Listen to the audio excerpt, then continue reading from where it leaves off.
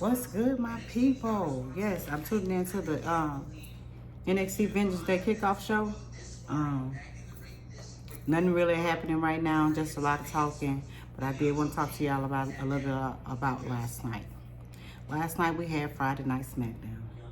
And then Friday Night SmackDown we had R-Truth and Carmelo Hayes line. Y'all know good and damn well that in real life, Carmelo can't beat no R-Truth. Now, I watched that whole daggone thing, and I watched R-Truth scoot over while he was bent over so Carmella can do his legs drop to pin him for the 1, 2, 3. I understand the putting over, but that was a no for me because it was too obvious. It was just too obvious for me. Um, you had Solo return, looking dapper and debonair. He looked actually really handsome. I kind of missed him because I was like, "Where's Solo?" But Solo was back. He came back. You know, he had a few words with Jacob last night. And if you can read the writing on the wall, Jacob wasn't really feeling that.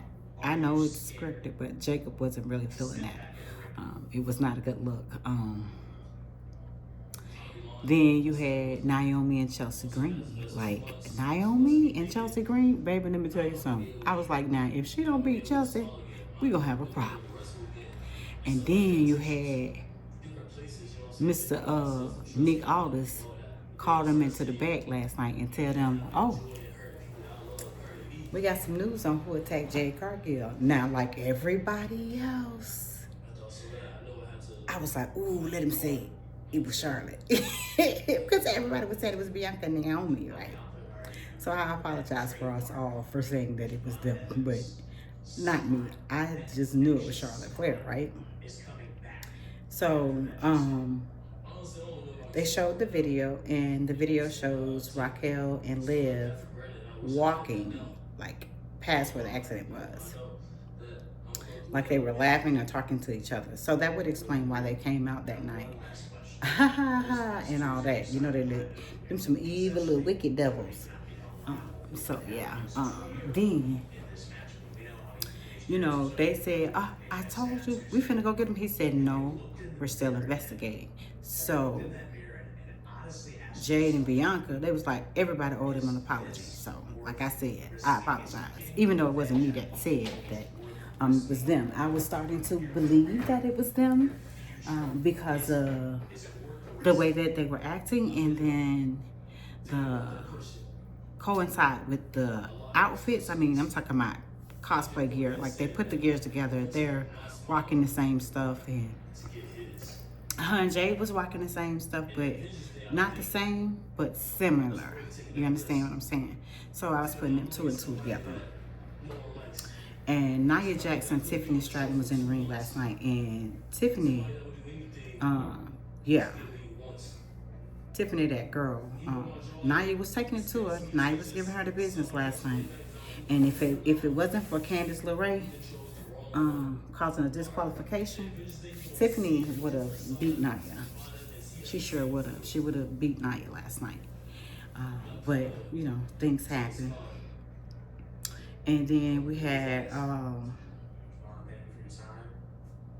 Braun Strowman, Damian Priest, and Jacob Fatu in that three-way elimination chamber match to see which one was going to qualify for the elimination chamber. The match was going good. Jacob was in there doing his thing like he normally do. I mean, he was doing his thing like, that's my dog, let's go. I like Jacob. Like, his everything about him just says, come, play with me. Play with me. But here comes, who interfered last night? Solo Sikoa. And when Solo interfered, that brought out Cody. And then that brought out Tama Tonga. And there was this big old clusterfuck going on in the ring. And when Solo got ready to spear Cody, well, with the spike Cody, with his spike, instead he ended up hitting Tamatanga. If I can remember that right. And was it Tamatanga? I believe so. Don't y'all seen it? Y'all know what happened. But charge it to the game because you know I get them all mixed up. And then somehow Solo ended up getting into it with Jacob. Like getting into it with Jacob. Like I don't know if they pushing a Jacob Solo match, but yeah, I'm here for it. I want to see it. And just looking at it last night, I was like, oh, okay. I see what they're doing. But yeah, it was good. Now I'm so ready for Vengeance Day. I'm just sitting back chilling, waiting on Vengeance Day to start. I done did everything I was supposed to do. What else happened last night? That was the big match. But the winner out of that match last night was Damian Priest. And I was really rooting for Jacob. I was really rooting for Jacob. And then there was a match with Miz and LA Knight. And the Miz lost. And the Miz should have known he was going to lose anyway. Because, baby, you ain't messing with You ain't messing with him. I don't know the last time Miz like wrestled a match and really won one. Like, and I'm starting to be like Karrion Kross to him now. We're gonna have to like a strike a five under his ass because something going on. He ain't doing what he used to do. He went and started dancing and stuff, and then he came back and he ain't been right ever since. He tried to do something with R-Truth, that flopped. He got upset with Truth, so you know, it's one thing after another thing after another thing with the Miz. But he lost. He lost. So you got LA Knight and Shinsuke Nakamura. Now, the story with LA Knight and Shinsuke Nakamura, to me, I think they throw that in there because it should have been a continuing story between LA Knight and AJ Styles. That's what I thought it should have been. It should have been LA Knight and AJ Styles wrestling for the United States Championship. So now that we have Shinsuke Nakamura and LA Knight getting ready to battle again for this, if LA Knight wins, and I believe that he may, don't quote me, but I believe that he may, because if he wins, are they getting ready to do a brand switch? Or are they not doing brand switches? Because, you know, I remember they say champions can go to any brand they want to. So say LA Knight win. And he take that belt and then he go over to Raw. Because that's where AJ Styles is. He on Raw. Or is he on SmackDown? No, I think he's on Raw. Say he take that and he goes over to Raw. You know, popping his shit like all of them do anyway. And he gets into it with AJ Styles. And we end up having that match that I wanted to see. Like the real match for the belt that I wanted to see.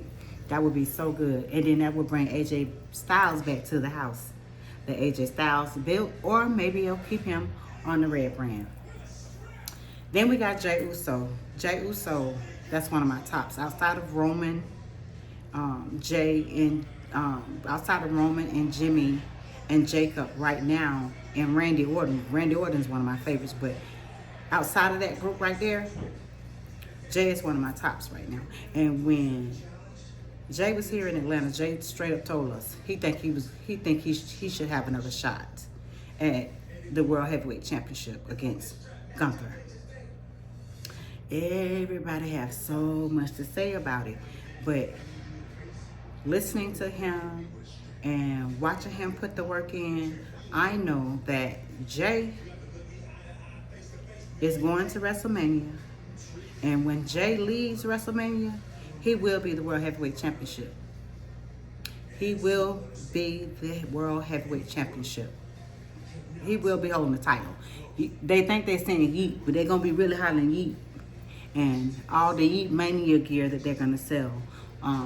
Just like the Kofi Mania gear. I mean, all that stuff. But yep, I just want to come on here and give y'all my little recaps on how I feel about certain things, certain storylines, and where they're going.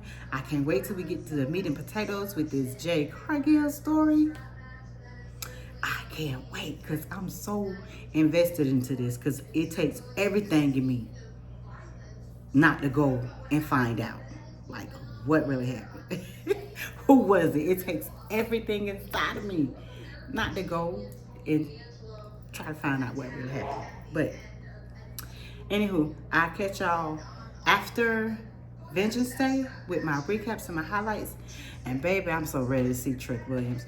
And I do want to see this match between Javon Evans and Ethan Page. Oh baby, that's gonna be good. And Javon is going to beat his behind. But anywho, y'all, I'll holler at y'all later. See y'all after the show. Deuces, deuces.